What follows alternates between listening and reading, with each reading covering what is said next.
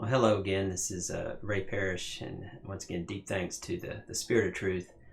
I'm a U.S. history teacher, and I love telling the story of U.S. history. And what I really want to do now is I absolutely adore talking about this event, and I'm going to try to edit it down. So there's a lot I could say, but I will just tell you, there's a great book on this called "The Miracle at Philadephia." And we're talking the spring to summer of 1787, and that is the U.S. Constitution. So I want to go into the Constitution, the convention itself. And once again, this, like the Declaration, still lives with us. Well, the Constitution as well. And I want to go into this, and I want to look at two people. And there's a lot. Boy, there's a lot I could look through.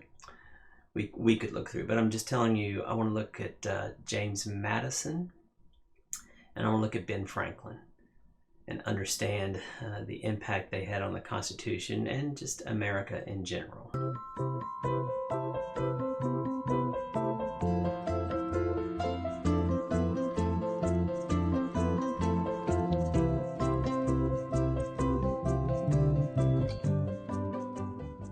First of all, James Madison, the father of the Constitution.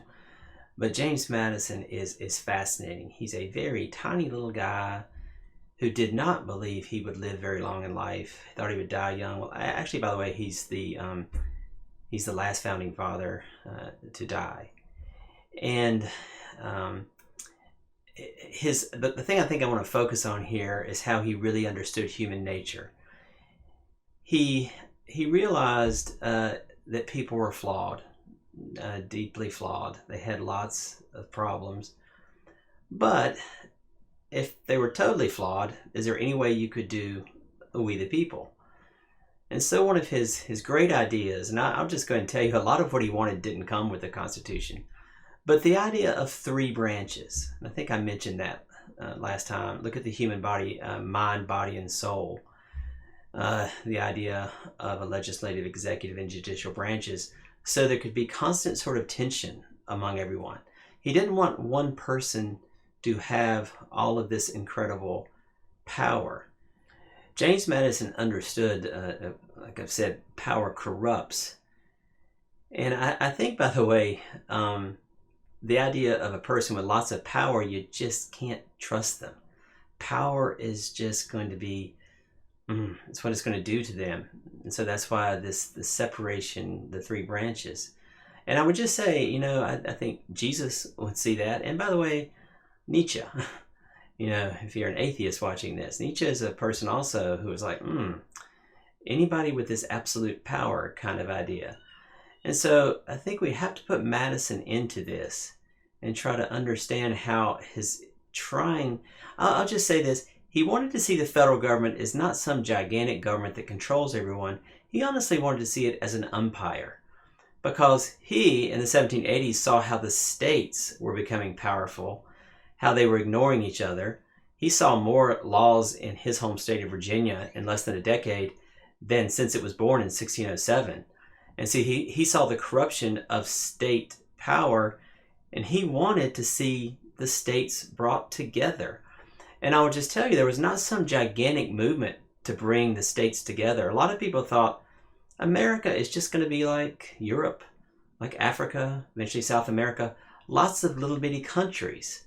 The idea of a continental democracy or a continental republic just didn't make sense to a lot of people. But he saw it, and I'll just tell you who really did that. And although he's not militarily in it, I think 6 of the members at the Constitutional Convention had been to Valley Forge. Over half of them had been officers of the American Revolution. It's the Band of Brothers. And at some point I want to get to George Washington, because George Washington, who was, I need to mention him because he's the official leader of the Constitutional Convention, although he doesn't say much. But the Band of Brothers, they are the ones who said, we have got to try to keep these states united. And I'll just tell you, that's kind of weird. That's like saying United Nations. A state meant a nation. And today I think most people kind of ignore the United Nations. It's more like a United Kingdom. Yeah, a kingdom is about unity. States are more like a confederation. It's kind of a loose mixing. And so if you think about this union and confederation, I'm hoping some of you can see where we're headed, the Civil War. Are we united? Are we a group of states? And it ends up, they say, well, okay, both. Because the huge compromise that comes in is, well, as far as us being a nation, then that's kind of like the House of Representatives, where the bigger your state, the more population, the more representatives. But in the Senate, it's like all states are equal in some way, no matter how big. And so the Senate was 2. And by the way, I'm pretty sure it's Madison who said, well, okay, let's make it 2 senators so that senators can cancel each other out. 1 senator from a state, oh my goodness, the amount of power. James Madison is always about making sure that people are not infected by power. And so that's why I think James Madison needs to be studied in incredible depth in studying the Constitutional Convention. You know, another thing on James Madison that I think is amazing is, and I hate to say this so quickly, and maybe we'll have something in more depth on this, but is this Constitution going to get ratified? We have no idea, of course, what the people really thought, but most scholars believe that if the Constitution had gone out, signed September 17th, 1787, and if people could look at it, the vote would be down. That most people would say, we just got rid of a gigantic faraway government called Mother England. Why do this again? However, the Federalist Papers are amazing. Alexander Hamilton in New York is fighting for this. John Jay gets sick and can't do as many. I'll tell you, the guy that is amazing is James Madison. And I will just tell you this, hopefully I can talk about this more, but it's incredibly close. It's one thing for the founders, on September 17th, 1787, here it is. And they don't say, okay, let's get our army and go put this into place. It now goes to the people. And this is not going to go to legislative branches. These are assemblies that are put together. And now the people, the men, of course, but they are going to back and forth argue, should we accept this or not? And the founders understood this is really up in the air. We have no idea if what we have created here is going to be pleasing to the people. Let me give you one quote from James Madison, who was put into the New York debate, the big time in New York. And I'll just tell you, the Constitution won 30-27 in the voting of the New Yorkers of whether or not they're going to take this. It won by 3 votes in New York. To Federalist number 37. And this is a quote from James Madison. It is impossible for the man of pious reflection not to perceive in it a finger of the Almighty hand, which has been so frequently extended to our relief in the critical stages of the Revolution. So there, in Federalist number 37, there's James Madison, who is understanding the divine hand. He is one of those people who would say, look, we just want the government to be an umpire. And as far as controlling your life, no, that's not us. That would be your family, your community, your church. That is who really should have the most impact on your life. We up here, which starts in New York, then moves to Philadelphia, and then of course ends up in Washington, D.C., we are just trying to prevent all these fights going on between these states. And of course, for a while they do it, but I definitely want to talk about the Civil War and how gigantic that was, and how a lot of people said, we knew it. We knew that we the people couldn't rule themselves. All they do is fight all the time. The other man I want to talk about, of course, is Benjamin Franklin. A fascinating, fascinating man. He's the oldest guy there. There's actually people from a prison that carry him there because he's got the gout or whatever you call it. And by the way, this is very interesting. I just remember this. So the convention held in Philadelphia, a lot of the founders, they had to go by a jail, which was a bigger building, not far. And so the founders, as they're coming down and they're like, look at all the crazy guys in the jail, and we're trying to start a constitution that begins, we the people. So that's just interesting to try to figure out this whole idea of, can people do this? Can they handle this? Well, the biggest battles, I really won't go into them. I just barely mention them. A lot of people would say, oh my gosh, slavery. They talk about that. We'll get to that later. But for the most part, the whole idea of freedom and slavery battling each other, that is ignored in many ways. In fact, the word slavery is ignored, but the Constitution does, in a couple of places, sanction slavery. So that's a big thing, of course, we need to talk about. The biggest issue was, like I said, the United versus States. Shouldn't the states just be separate? Shouldn't the states be all equal? No. Virginia, Madison's, and Pennsylvania for Franklin, the bigger we are, the more power we should have. That's just the way it goes. Well, it looked like the convention was about to fall apart, that people were ready to leave, saying we knew this couldn't happen. All these scattered states now trying to become united, that's just insane. So, looking like it's going to fall apart, and Ben Franklin himself actually gets up to say this. Now, let me start there real quick on this. Ben Franklin is often called a deist. And a deist, as you probably know, is just, well, yes, of course, there's a creator, but then the creator just sits back and just kind of lets things kind of happen. Not too concerned in what's going on in his creation. Well, let me read this and see if you think that Benjamin Franklin is a deist. This is Thursday, June 28th, 1787, Philadelphia. And this has been Franklin's, Mr. President, the small progress we have made after 4 or 5 weeks' close attendance and continual reasonings with each other, our different sentiments on almost every question, several of the last producing as many nays as yeas, is, methinks, a melancholy proof of the imperfection of human understanding. We indeed seem to feel our own want of political wisdom, since we have been running about in search of it.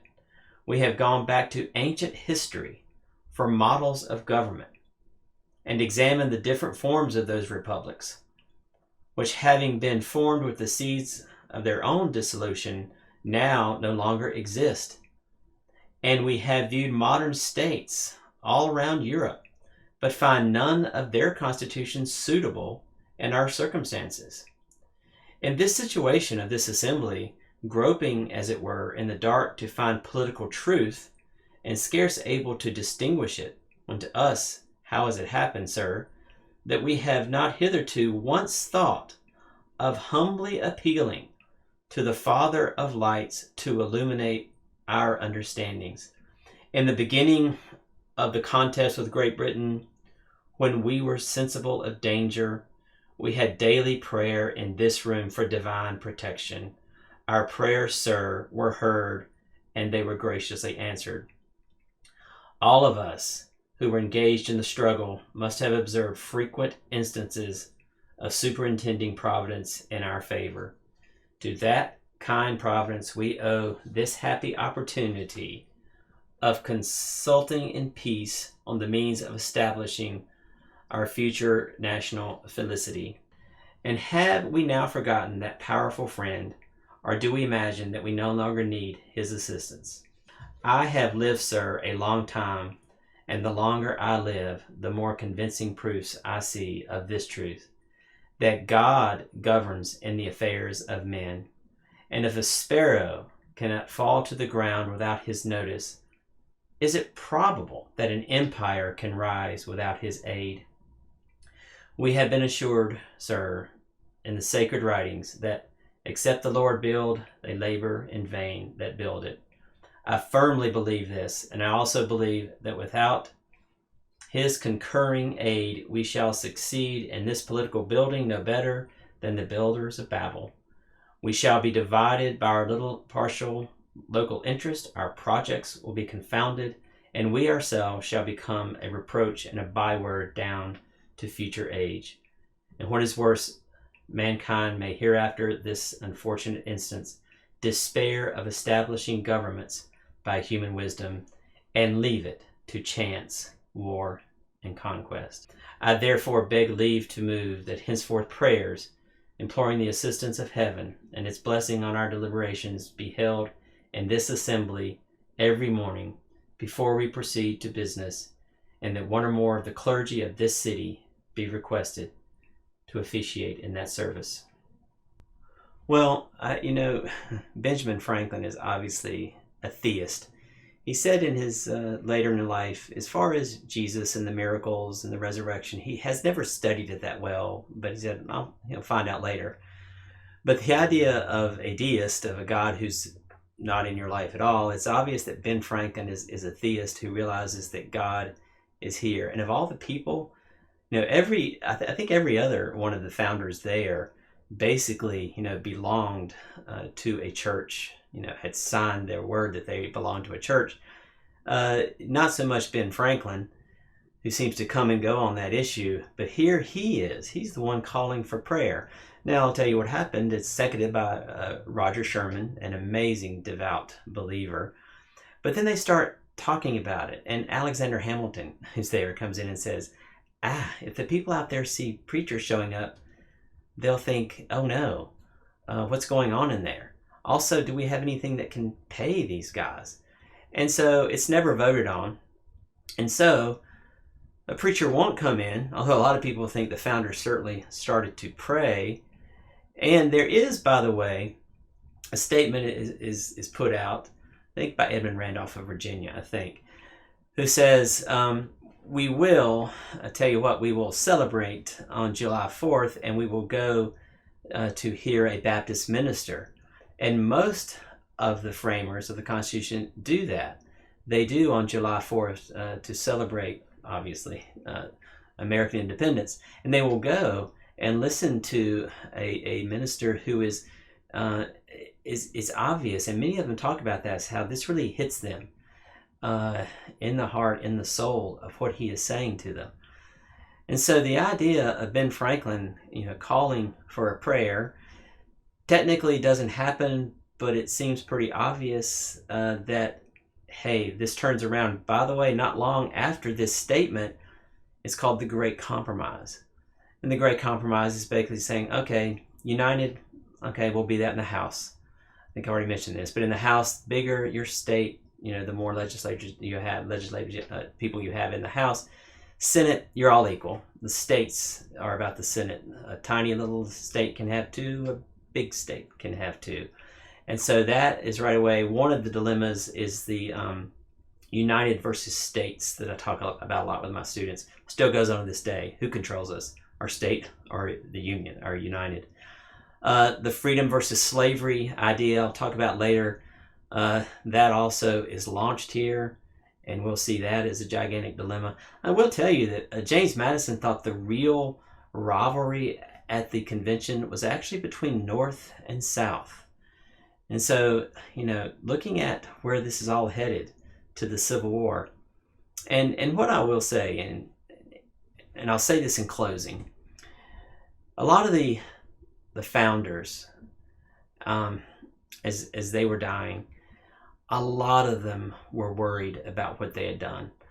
A lot could see in the distance, oh my goodness, there could be a giant civil war. What have we done? I think I've mentioned this, but I want to repeat it again. The official president of the convention is George Washington. He is unanimously elected, and for the most part, he just kind of sits there, and it's just got his name on it. It's James Madison who came to him and said, we need your name on this. If your name is on here, at least people will give it, they'll sort of look at it and see it as important. So the founders,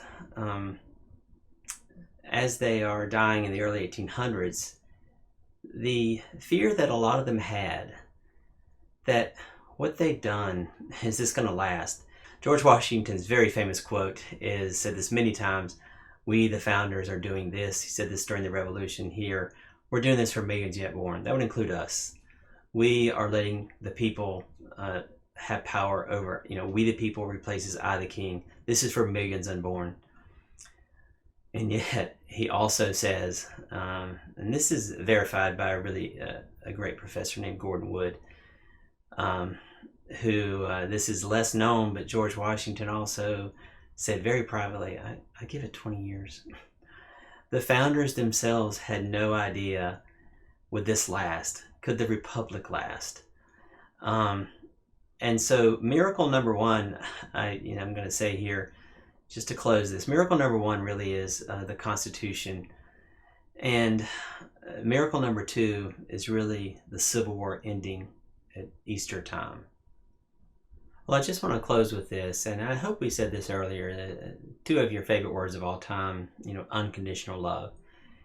And of course, I think looking through that lens and seeing Jesus in that, it's something that the public school system it's just not really on our radar.